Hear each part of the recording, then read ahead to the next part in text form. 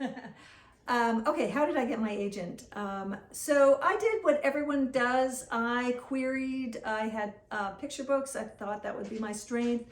I had numerous picture books. I was querying different ones, different topics, different themes, different agents. I think I used, back then you needed, you used the children's literature book that had all everyone's agents' names in it, but now SCBWI has options. But how I ended up querying the agent I actually landed was SCBWI sends out a newsletter, and there was a post in a newsletter from an agent that was looking for a particular kind of a picture book, and I had one. So I just boom, boom, send it out, and sure enough, next day, this is after 3 years of no's, and I'm, remember the spreadsheet? Well, I never have left them too far behind, because I have spreadsheets of who I submit to and what I do, and what the answers are and all that stuff. So I had a very large spreadsheet up at that point.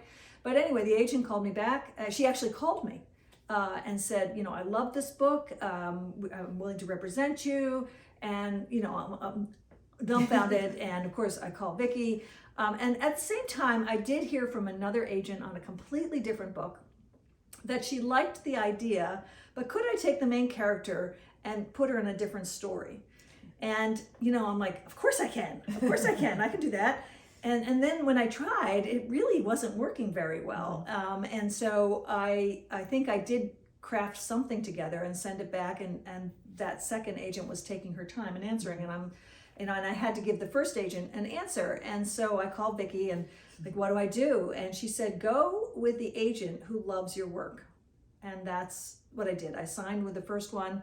That particular book has never seen the light of day. She submitted it broadly, and absolutely nobody wanted it in the publishing world. So she came back and she said, well, what else have you got? And I said, I'm working on this story about a boy and a whale and set on Cape Cod. And she's like, oh, send that along.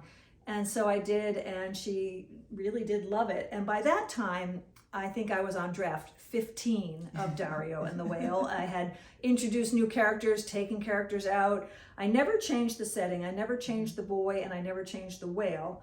I pretty much changed everything else. But so the draft that the agent received was more or less the draft that sold.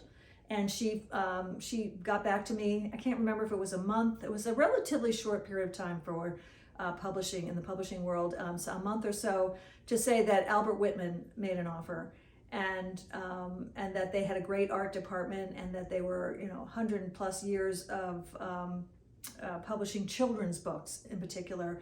So we went with them, and I was just absolutely thrilled. Thrilled to have the contract, thrilled to have the agent. She was able to sell a second book very quickly, same publisher, same editor. So all that worked out really well.